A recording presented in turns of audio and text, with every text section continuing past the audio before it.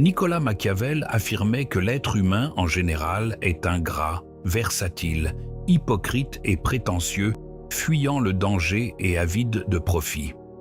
Tout le monde ment, et pas seulement de temps en temps, mais constamment. Les psychologues estiment qu'une personne ment en moyenne entre 10 et 200 fois par jour. Il peut s'agir de petits mensonges, de mensonges opportunistes, de mensonges pour se sauver, de mensonges pour maintenir son statut ou de mensonges par peur. Nous mentons à nos collègues, à nos proches, à nous-mêmes, et on nous ment en retour. Nous sommes tellement habitués à ces mensonges que nous ne les remarquons même plus, que ce soit lorsque nous les disons nous-mêmes ou lorsque nous les entendons de la bouche d'autrui.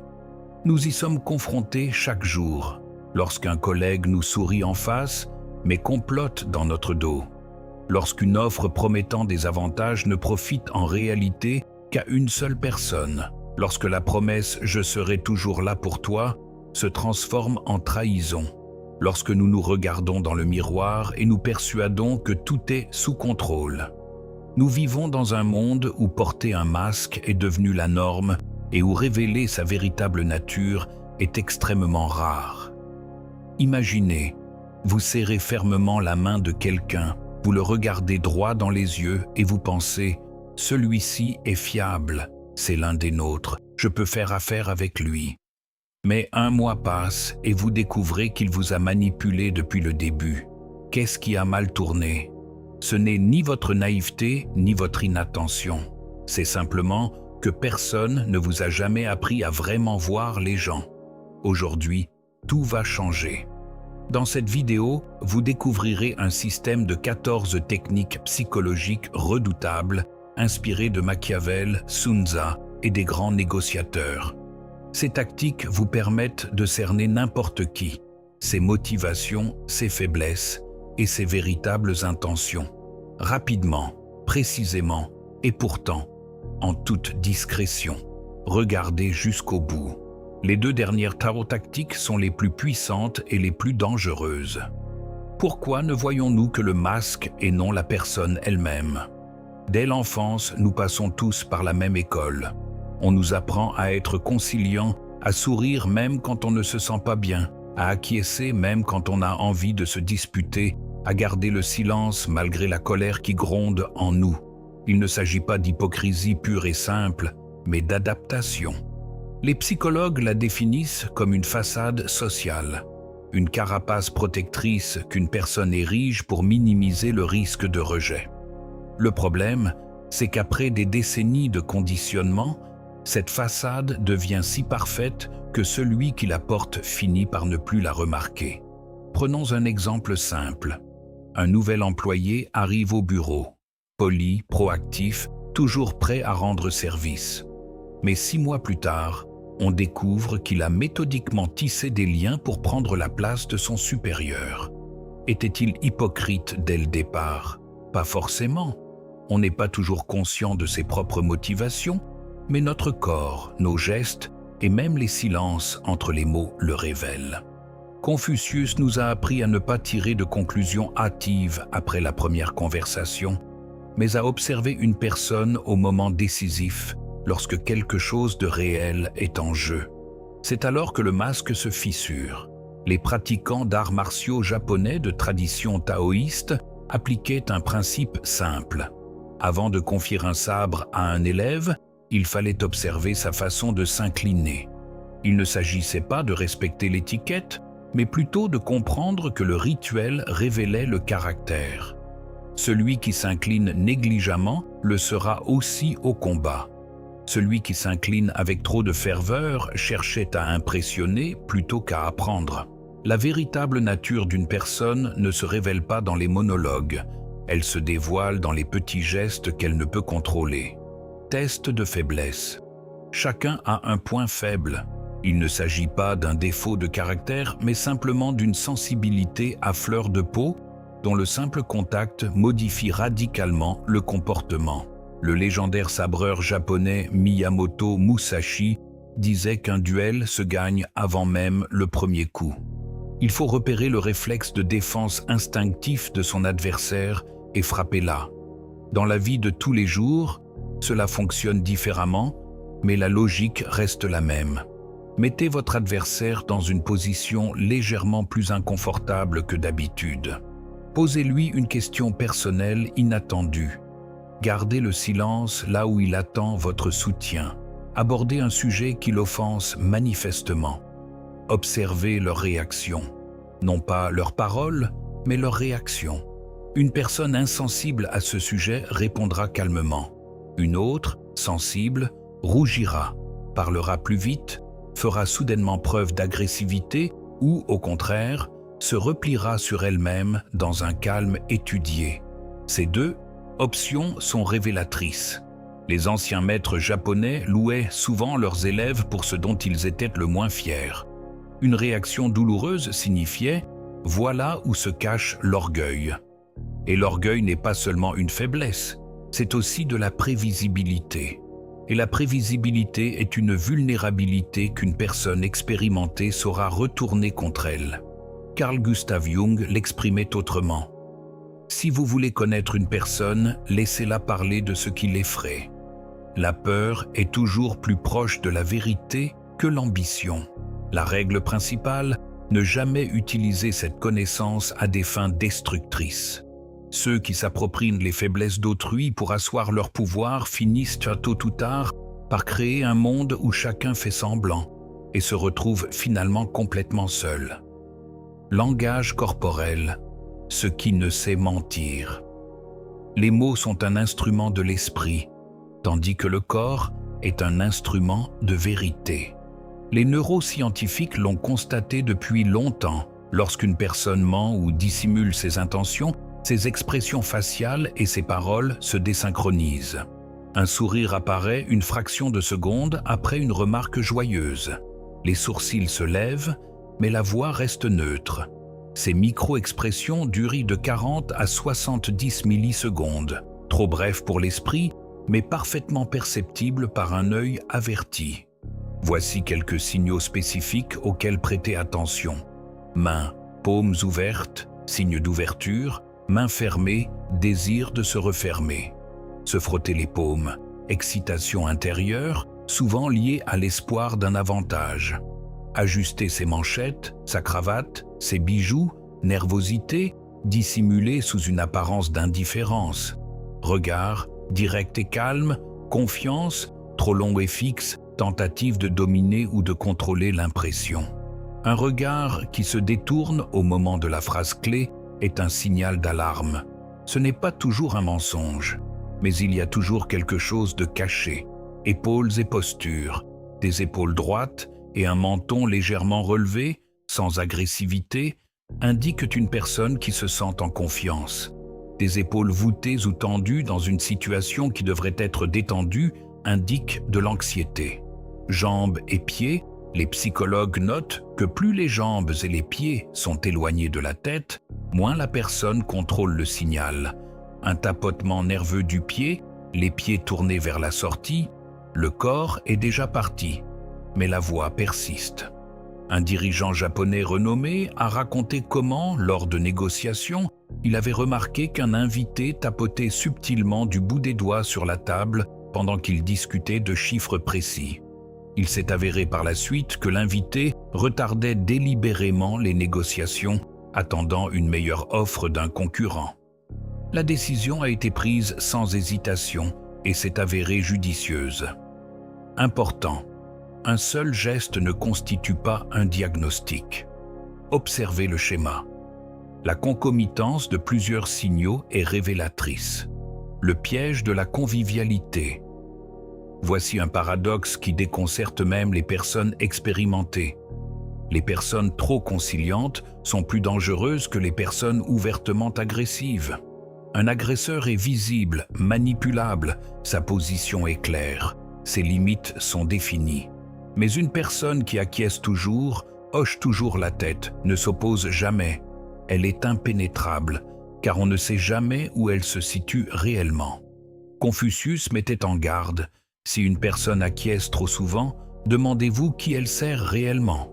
La psychologie moderne décrit ce phénomène comme une passivité-agression.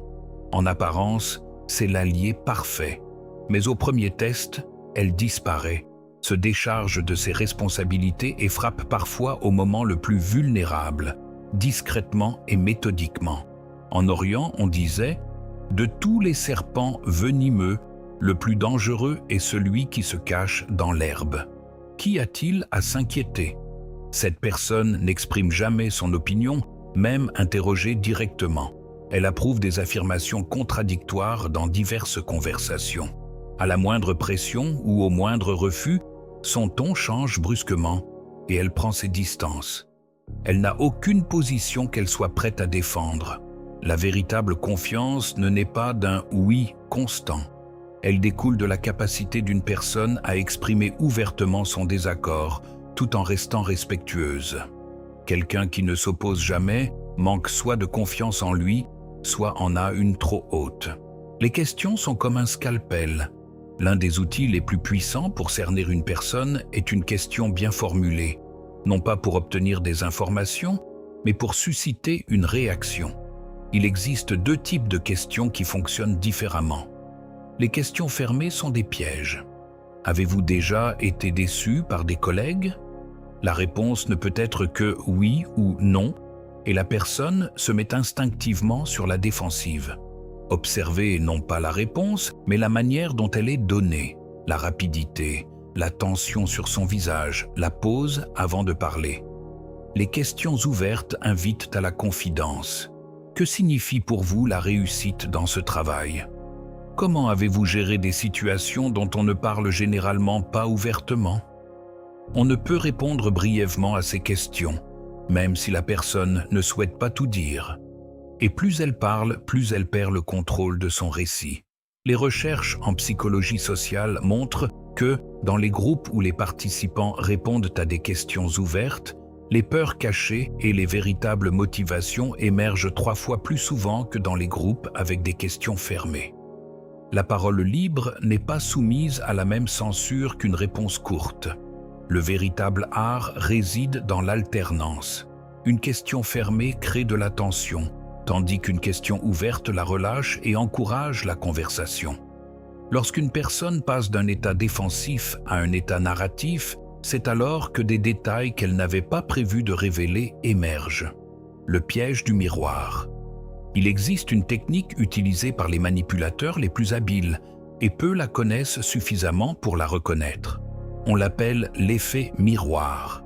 Et entre des mains expertes, ce n'est pas seulement une technique de communication, mais une arme. Avez-vous remarqué à quelle vitesse certaines personnes deviennent les vôtres ? Elles reprennent vos expressions, imitent vos gestes, partagent vos opinions, même celles que vous n'avez pas comprises. Ils l'ont dit il y a 5 minutes à peine. Ce n'est pas un hasard, c'est une stratégie. Les neurosciences expliquent donc son fonctionnement. Le cerveau réagit à la similarité comme à un signal de sécurité. Nous avons automatiquement confiance en ceux qui nous ressemblent le plus. C'est un mécanisme évolutif, et les manipulateurs ont appris à le contourner. Un négociateur expérimenté a décrit sa méthode ainsi.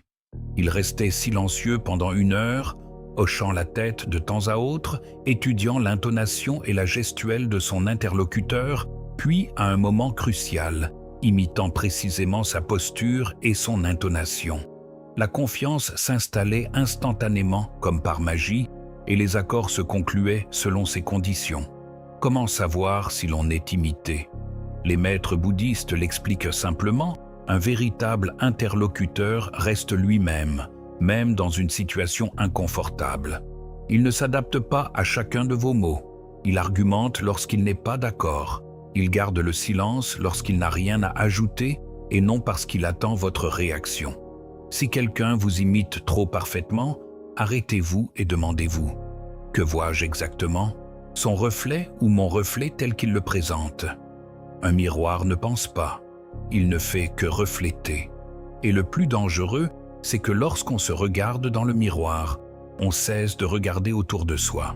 14 tactiques de Machiavel. Décrypter n'importe qui. Voici le système. 14 techniques spécifiques pour cerner une personne rapidement, précisément et discrètement. Tactique numéro 1. Observez comment il traite ceux qui ne peuvent rien leur apporter. Oubliez leur comportement avec vous. Avec vous, ils peuvent faire semblant autant qu'ils veulent. Observez comment ils traitent un serveur, un agent de sécurité, un stagiaire, et ceux dont ils n'ont besoin de rien.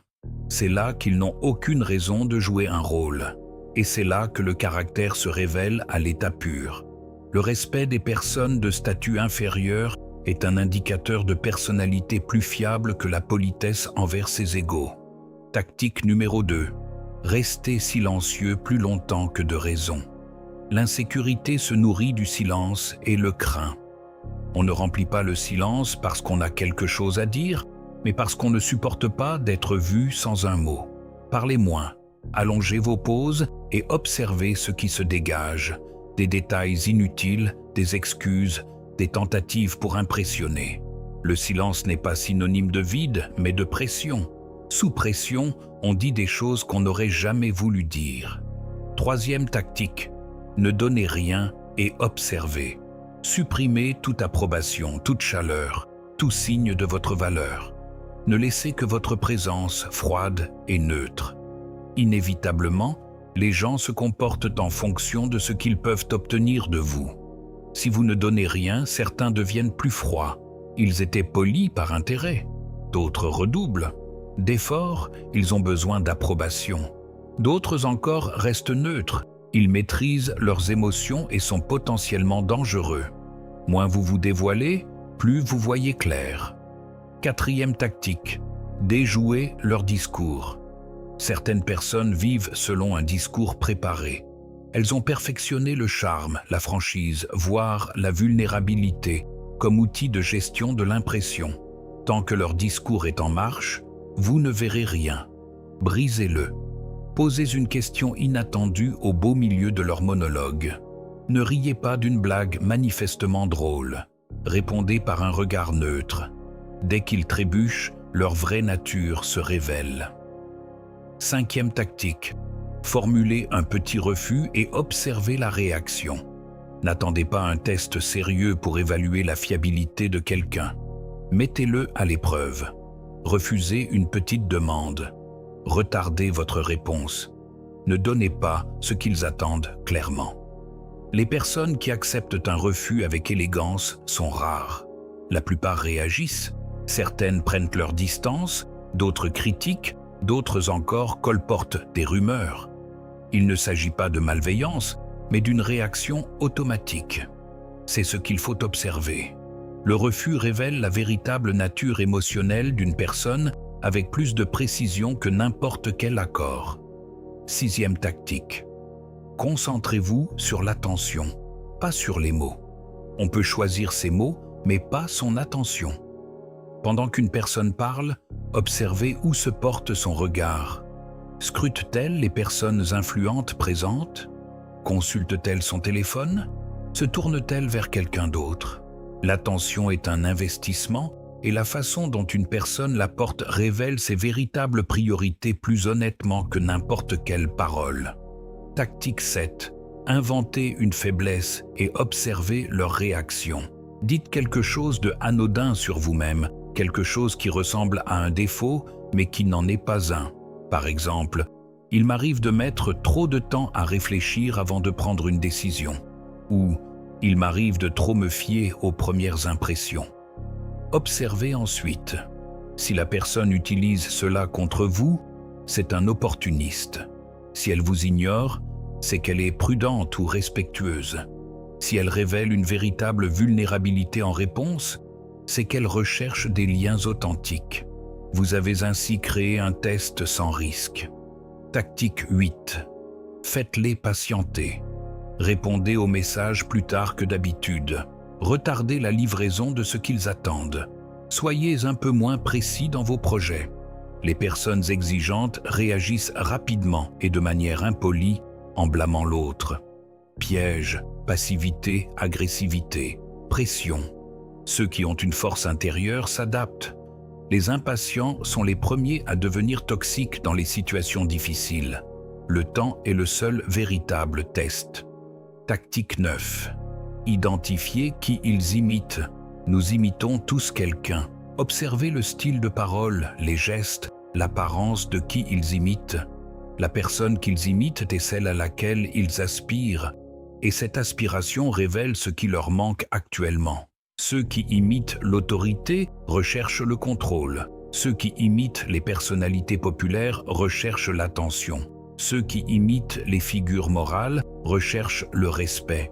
En lisant cet exemple, vous avez décelé l'ambition. Tactique 10. Parlez de votre succès et observez leur réaction. Mentionnez discrètement une victoire ou une opportunité récente. Ne vous vantez pas, parlez-en simplement et observez leur réaction. Leur sourire est-il forcé? Leur regard se détourne-t-il instantanément? L'autre personne change-t-elle brusquement de sujet ou commence-t-elle à vous dévaloriser? C'est de l'envie. Elle ne crie pas, elle scintille, et une fois allumée, l'envie ne disparaît jamais.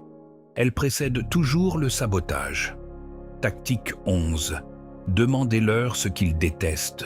Oubliez les valeurs et les préférences, c'est trop facile à contrôler. Demandez « Quel comportement chez les autres vous irrite le plus ?» La réponse concerne rarement les autres. Le plus souvent, c'est un reflet de soi-même. Ceux qui disent de détester l'arrogance sont souvent eux-mêmes arrogants, même discrètement. Ceux qui déclarent détester la manipulation manipulent souvent. Ce qu'une personne condamne chez les autres révèle ce qu'elle cache le plus en elle-même. Tactique 12. Observez ce qui provoque un mouvement de leur regard. Abordez quelques sujets, l'argent, le statut social, les échecs passés, les rapports de force, les relations, et observez quels mots provoquent un tressaillement, un abaissement ou un déplacement de leur regard. Les yeux ne sont pas seulement la porte d'entrée, mais aussi la porte de sortie pour les personnes déprimées. Lorsqu'un sujet les touche trop profondément, le regard se détourne avant même que l'esprit puisse s'y accrocher. Ce qui provoque ce mouvement fuyant, c'est la véritable vulnérabilité. Tactique 13. Devenez un miroir dont ils ne peuvent se détourner. Lentement, subtilement, commencez à imiter le ton, le rythme et la posture de votre interlocuteur. Ne le copiez pas, mais imitez-le naturellement, sans pression. Voici ce qui se passera. Votre interlocuteur commencera à reconnaître quelque chose de familier en vous et sa réaction révélera tout. S'il affirme sa domination, c'est qu'il est venu pour rivaliser. S'il se retire, c'est qu'il doute de sa position. S'il devient moqueur, c'est qu'il a perçu une menace et la dissimule derrière l'ironie. Ce miroir crée une tension psychologique et c'est dans cette tension que la véritable nature de votre interlocuteur se révèle. Tactique 14. Commencez par désamorcer les tensions avec respect, puis posez la vraie question. La plupart des gens abordent une conversation sur la défensive. Ils s'attendent à être jugés et sont prêts à se défendre. Ainsi, ils sont sur leur garde avant même que vous ne commenciez à parler. Surprenez, reconnaissez une de leurs actions. Valorisez une idée qu'ils ont exprimée. Dites « Vous avez manifestement un don pour penser différemment ». Posez ensuite la vraie question. Quelle peur sous-tend le plus souvent vos décisions? Ou quand avez-vous appris à feindre la confiance? Était-elle toujours sincère? Comment savez-vous quand quelqu'un essaie de vous lire? Le respect révèle, mais une question précise fait tomber le masque. On dit la vérité quand on se sent admiré. C'est alors que ce qu'on cache habituellement se révèle. De la lecture à l'influence. Comprendre une personne n'est que la première étape. La seconde consiste à savoir quoi faire de ce que l'on a observé, et c'est là que la stratégie commence. Si quelqu'un dissimule son besoin de reconnaissance, la distance devient votre atout. Une désapprobation subtile l'incitera à rechercher votre faveur. S'il est avide de contrôle, l'imprévisibilité le déstabilisera et le rendra docile. S'il aspire au statut, suggérez-lui que votre voix lui offre une plus grande visibilité que la sienne. Mais un principe important distingue l'intelligence stratégique de la simple manipulation. Les personnes les plus efficaces ne combattent pas les désirs des autres, elles les anticipent. Ils découvrent les véritables désirs d'une personne et les relient à son objectif, lui faisant croire que l'idée lui vient de lui. Faites en sorte que les ambitieux pensent que votre voix est aussi la leur. celle qui les mènera vers de plus grandes réussites. Faites sentir aux personnes en manque de confiance qu'elles sont indispensables. Offrez aux dominants une victoire symbolique tout en remportant une victoire stratégique. Les archétypes sont une carte mentale. Un observateur avisé ne nomme pas les choses à voix haute. Il les classe mentalement, silencieusement, avec précision et agit en conséquence. Le complaisant caché recherche l'approbation. On peut le gérer par les compliments, mais il devient dangereux lorsqu'on le rejette. Il nourrit du ressentiment pendant des années. Le carriériste discret semble loyal, mais il guette un vide de pouvoir. Ce n'est pas un ennemi, mais ce n'est pas non plus un véritable allié. Respectez-le, mais ne vous dévoilez pas trop. Le génie fragile possède un esprit brillant, mais une psyché instable. Son intellect n'est utile que si vous savez gérer son état émotionnel. Le protecteur exubérant est constamment en train d'expliquer. Il s'excuse, se justifie, proclame des principes et dissimule presque toujours leur culpabilité ou leurs profondes insécurités.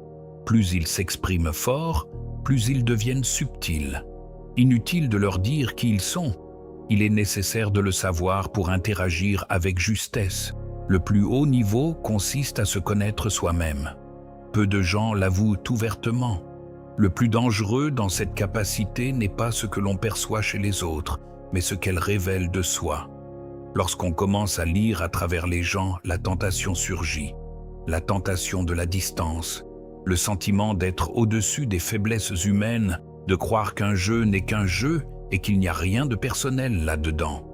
Or, c'est précisément à ce moment-là que les plus intelligents commettent leurs plus grandes erreurs. Bouddha disait « L'homme est un mystère plus profond que tous les océans ». On peut déchiffrer les masques des autres pendant des années sans jamais remarquer le sien, plus épais, plus subtil, plus convaincant.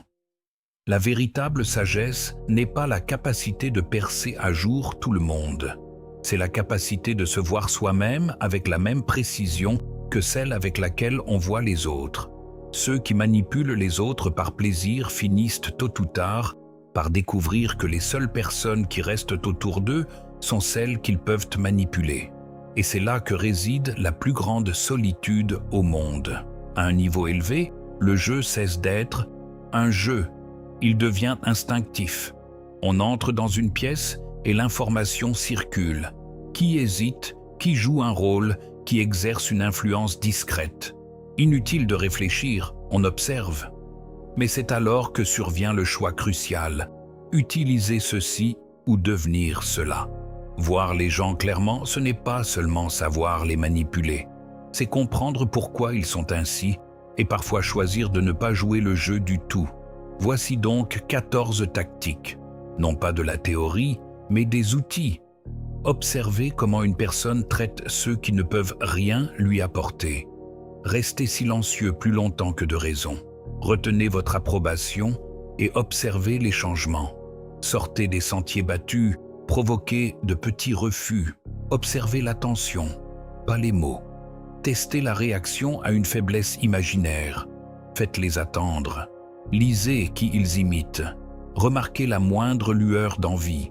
Demandez-leur ce qu'ils détestent. Suivez leur regard. Devenez un miroir et désamorcez les tensions avec respect avant d'aborder la véritable question.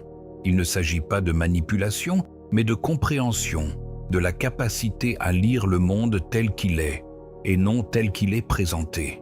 Ceux qui savent voir sont déjà hors d'atteinte des jeux d'autrui. Si cette vidéo vous a été utile, merci de la liker. Cela ne prend que 2 secondes, mais cela permet à l'algorithme de la diffuser auprès de ceux qui en ont réellement besoin. Abonnez-vous, d'autres contenus arrivent bientôt et révolutionneront à nouveau votre compréhension des relations humaines et du pouvoir. À bientôt.